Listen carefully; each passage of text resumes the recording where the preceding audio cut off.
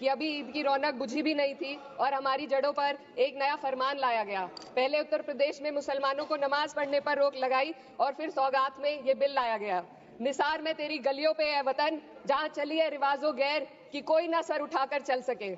मैं सभापति जी, अन्य धार्मिक ट्रस्टों पर भी ये लिमिटेशन एक्ट लागू नहीं होती तो फिर वक्फ बोर्ड के साथ ये सौतेला रवैया क्यों किया जा रहा है? धर्म को देखकर दोहरी नीति क्यों अपनाई जा रही है? सेक्शन 107 और वक्फ बाय यूजर को अगर एक साथ पढ़ा जाए तो इससे लाखों वक्फ की प्रॉपर्टी पर कब्जा किया जाएगा। इसलिए ये बिल मुसलमान की भलाई का नहीं बल्कि उनके वजूद और विरासत को मिटाने का बिल है। हिंदुस्तान में बहुत सारे धार्मिक ट्रस्ट हैं जिसमें उस खास मजहब के लोग शामिल होते हैं और उसका इंतजाम करते हैं, और ये बात समझ में आने वाली भी है क्योंकि जो व्यक्ति अपने मजहब के रीति रिवाज को जितना अच्छे से समझ सकता है किसी अन्य मजहब का व्यक्ति नहीं समझ सकता।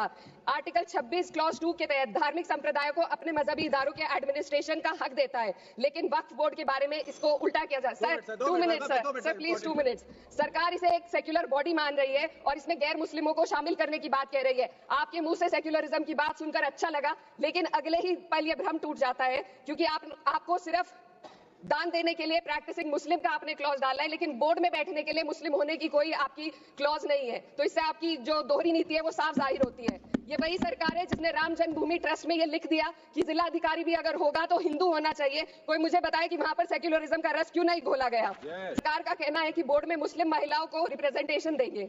इस कानून से पहले भी मुस्लिम महिलाएं बोर्ड में मेंबर रह चुकी हैं और मिनिमम 2 का प्रोविजन था, उससे ज्यादा भी हो सकती थी। सर मैं ये कहना चाहती हूँ कि सरकार ने महिलाओं के लिए ऐसा कौन सा नया काम किया जिसका ढिंडोरा सरकार का हर सदस्य पीट रहा है? इस बात की तायद अगर आपकी तरफ से कोई मुस्लिम महिला करती तो आप उसका यकीन भी करते, लेकिन अफसोस आपकी इतनी लंबी कतार में एक भी मुस्लिम महिला नजर नहीं आती है।